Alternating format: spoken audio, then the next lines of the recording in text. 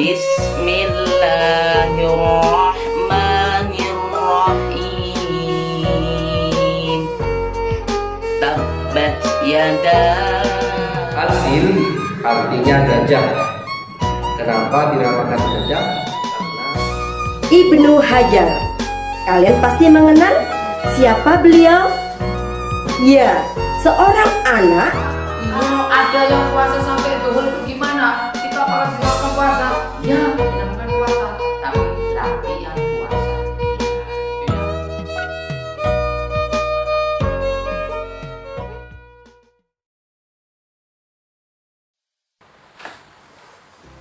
Assalamualaikum warahmatullahi wabarakatuh. Bismillah, alhamdulillah, wassalatu wassalamu ala rasulillah wa ala alihi wa sahbihi wa mawalah. La hawla wa la quwata illa billah. Rabbi syrah li sadri wa yassir li amri wahlul 'uqdatam min lisani yafqahu qawli, amma ba'du. Anak-anakku beserta didik sekolah dasar negeri maupun swasta se-Kecamatan Karambangan. Tak terasa rasanya kita sudah berada di akhir kegiatan pesantren Ramadan tingkat kecamatan di hari ini bersama Pak Miftahul Khair. Sebelumnya, apa kabar kalian semuanya? Mudah-mudahan kalian dalam kondisi sehat walafiat dalam lindungan Allah Subhanahu wa Ta'ala. Pada kesempatan kali ini, Pak Miftah ingin berbagi cerita, berbagi kisah teladan terkait dengan kisah Uwais Al-Qarni. Apakah ada yang tahu siapakah Uwais Al-Qarni itu? Dia adalah seorang pemuda yang hidup di negeri Yaman, negeri yang lumayan jauh dari Makkah. Akan tetapi karena dakwah Rasul sudah sampai di sana, maka meskipun Uwais Al-Qarni belum bertemu secara langsung dengan baginda Nabi Muhammad SAW, dia sudah beriman, menyatakan keislamannya, masuk ke dalam agama Islam. Anak-anakku semuanya yang berbahagia, ketahuilah bahwa Uwais Al-Qarni ini terkenal sebagai pemuda yang dikenal oleh penduduk langit, tapi tidak dikenal oleh penduduk bumi. Apakah sebabnya? Ada yang tahu? Ya, salah satu hal yang menjadikan dia menjadi manusia yang mulia, yang dikenal oleh penduduk langit. Siapa penduduk langit? Yaitu para malaikat. Adalah karena sikapnya yang begitu mulia terhadap kedua orang tuanya, terutama kepada ibunya. Dia memiliki seorang ibu yang sudah tua dan lumpuh kakinya, sehingga setiap hari dia harus merawat ibunya, memberi makan, kemudian mempersiapkan segala sesuatu untuk ibunya. Dia hidup berdua dalam kondisi yang serba kekurangan. Untuk bisa hidup, dia menggembala kambing para penduduk di Yaman.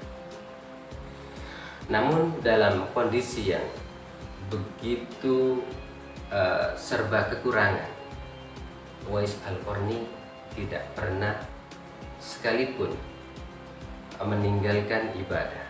Dia tetap rajin beribadah, rajin berpuasa di siang hari, dan rajin beribadah di malam hari. Anak-anakku semuanya, Uwais Al-Qarni adalah salah satu sosok. Di samping dia anak yang sangat berbakti kepada orang tuanya, dia juga sangat cinta kepada Rasulullah SAW. Ini dibuktikan dengan salah satu perbuatannya ketika dia mendengarkan sebuah kabar setelah perang Uhud, kaum muslimin mengalami kegagalan. Bahkan Nabi Muhammad mengalami cedera, yaitu patah giginya. Ketika mendengar kabar seperti itu, Uwais Al-Qarni pun merasa sedih. Dan saking ingin merasakan kesedihan, merasakan sakit yang diderita oleh Nabi, dia memukul, mematahkan giginya sendiri agar supaya dia mampu merasakan apa yang dirasakan oleh Rasulullah SAW. Suatu ketika ibunya mendapati Uwais Al-Qarni merenung dan murung sendirian. Ibunya pun berkata, "Wahai Uwais, aku tahu apa yang engkau pikirkan. Aku tahu engkau sangat rindu kepada baginda Rasul SAW. Namun selama ini engkau masih berat dengan. Akan tetapi pada hari ini aku izinkan untuk menemui baginda Rasulullah SAW. Temuilah beliau." "Benarkah wahai ibu, aku diperkenankan untuk menemui Rasul?" "Iya, Uwais. Silahkan temui Rasul. Setelah itu kembalilah lagi ke sini." "Terima kasih ibu. Atas restumu saya akan berangkat untuk menemui beliau Rasulullah SAW." Berangkatlah Uwais menemui Rasulullah SAW di kota Madinah. Tapi alangkah kurang beruntungnya Uwais. Setelah sampai di rumah Rasul, dia hanya mampu menemui istri beliau, yaitu Siti Aisyah. Aisyah pun berkata, "Wahai pemuda, Rasul sedang tidak ada di rumah karena sedang berperang di medan perang dan tidak tahu kapan akan kembali pulang, sebulan ataukah 2 bulan." Uwais pun berpikir, apakah dia akan menunggu Rasulullah sampai datang ataukah pulang karena di rumah ada ibu yang sendirian. Dan Uwais pun memutuskan untuk kembali pulang. "Baiklah, kalau begitu," dia berkata, "saya akan kembali pulang saja karena di rumah ada seorang ibu yang harus aku rawat. Tapi aku titip salam kepada baginda Rasul SAW." "Baiklah, nanti akan aku sampaikan." Pulanglah Uwais Al-Qarni. Beberapa saat kemudian, ketika Rasulullah SAW kembali dari medan perang, beliau bertanya kepada Aisyah, "Wahai Aisyah, apakah ada seseorang yang mencariku?" Iya baginda, ada seorang pemuda berasal dari Yaman beberapa waktu yang lalu datang ke sini mencari." "Oh, baiklah." Kemudian Rasulullah SAW pun memberikan informasi kepada Aisyah dan juga sahabat yang lainnya, yaitu Umar dan Ali, bahwa ada seorang pemuda bernama Uwais Al-Qarni dari Yaman yang memiliki ciri belang di tangannya. Dia adalah pemuda yang terkenal di langit. Untuk itu, barang siapa yang bertemu dengan dia, mintalah doa, mintalah istighfar kepadanya, karena dia adalah penduduk mulia yang dikenal di langit. Sampai Rasul pun bersabda seperti itu. Luar biasa. Akhirnya anak-anakku semuanya, Uwais Al-Qarni ini dicari oleh para sahabat, sehingga sepeninggal Rasulullah SAW, para sahabat belum sempat menemukan Uwais Al-Qarni. Ketika Umar bin Khattab menjadi khalifah, dia pun selalu bertanya kepada rombongan-rombongan haji yang datang ke Mekah yang berasal dari Yaman. Dia selalu bertanya, "Adakah di antara kalian yang bernama Uwais Al-Qarni?" Dia adalah seorang pemuda yang memiliki ciri belang di tangannya. "Tidak ada, wahai Umar." Terus pada setiap musim haji, Umar selalu bertanya seperti itu. Sampai para sahabatnya pun bertanya, "Kenapa Umar engkau selalu mencari dia?" Padahal Uwais Al-Qarni itu adalah seorang pemuda yang biasa saja. Dia adalah seorang penggembala. Dia orang yang sangat miskin. Iya, aku mendapatkan perintah dari Rasulullah untuk mencari Uwais Al-Qarni dan meminta doa kepadanya. Dan pada akhirnya suatu saat Umar pun berhasil menemukan Uwais Al-Qarni dan meminta doa dan istighfar darinya. Nah, ketika Uwais Al-Qarni bertanya, kenapa engkau meminta doa kepadaku? Aku diperintahkan oleh Rasulullah SAW untuk meminta doa dari. Baiklah, aku akan berdoa untukmu dan untuk orang-orang yang meminta doa kepada. Begitulah anak-anakku semuanya, betapa mulianya derajat Uwais Al-Qarni ini.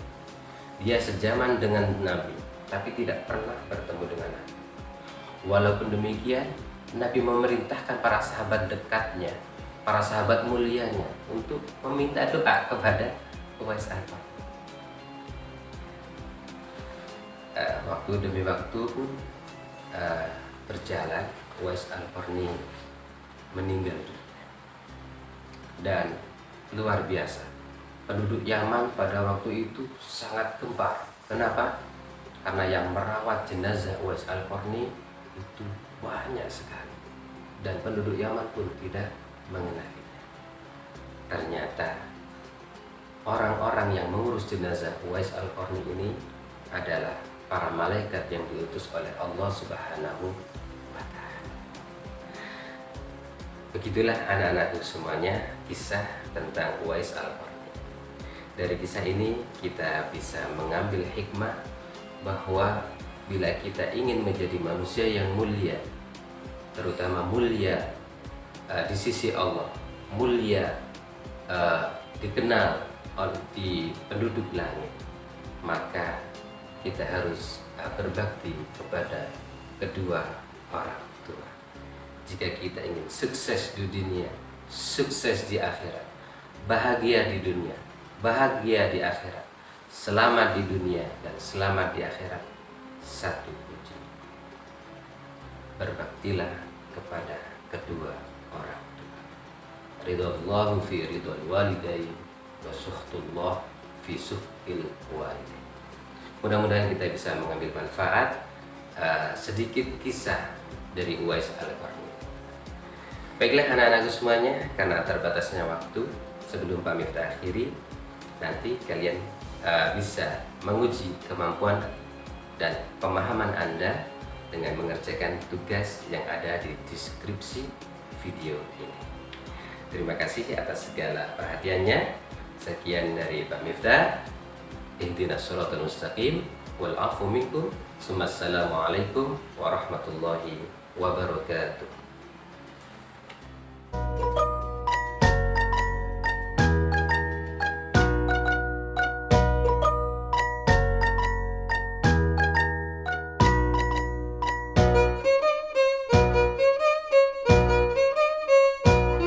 Bismillahirrahmanirrahim.